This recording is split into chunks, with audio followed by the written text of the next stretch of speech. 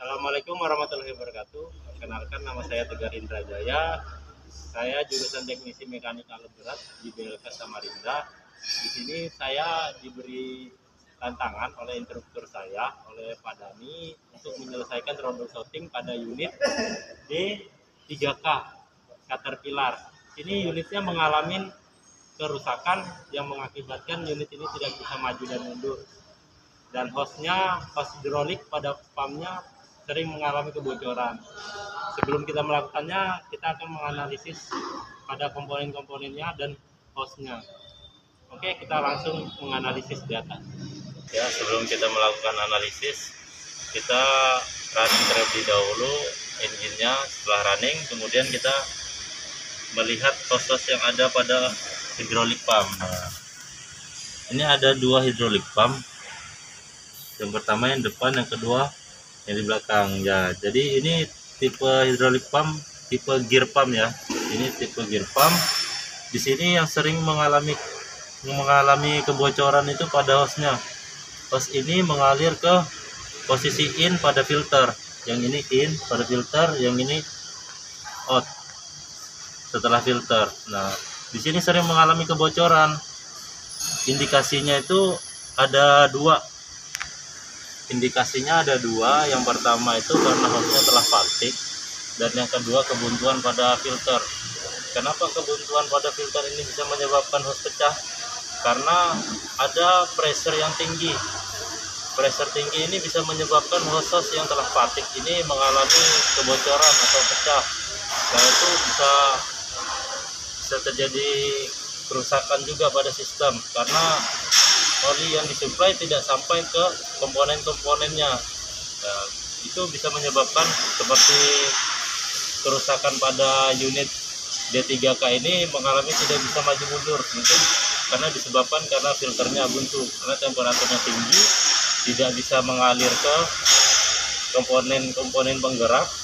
Kemudian hos yang telah fatigue ini mengalami kebocoran. Oke, setelah ini kita akan ke hidrolik filter. Kita akan lihat di mana posisi hidrolik filter. Jadi kita akan melihat komponen hidrolik filter di unit D3K ini berada di posisi sebelah kiri pada unit. Oke, kita akan lihat hidrolik filternya. Nah, di sini ada hidrolik filter, ada dua. Kan pumpnya ada dua nih. Dia masing-masing pump itu memiliki satu filter. Jadi setiap mau sirkulasi dia masuk dulu ke filter. Jadi filternya ini berfungsi buat nyaring. Nah, kenapa unit ini sering mengalami temperatur tinggi? Karena mungkin terjadi kebuntuan pada filter ini.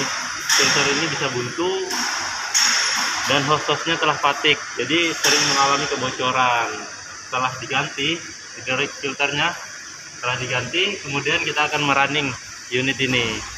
Oke, kita akan merunning unit ini. Ya, di sini kita akan coba running setelah melakukan perbaikan pada unit D3K ini. Dia mengalami kebuntuan pada filternya. Sekalian hos yang pecah kita ganti juga. Setelah pergantian, oke, kita akan coba running. Kita akan running unit D3K ini.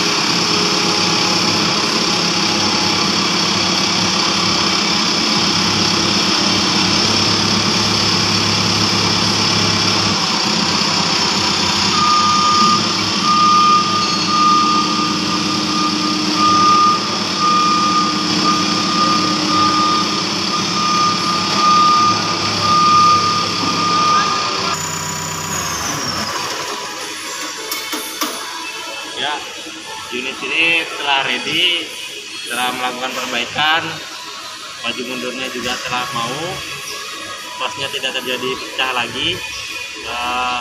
Sekian dari saya, penjelasan saya. Terima kasih. Wassalamualaikum warahmatullahi wabarakatuh.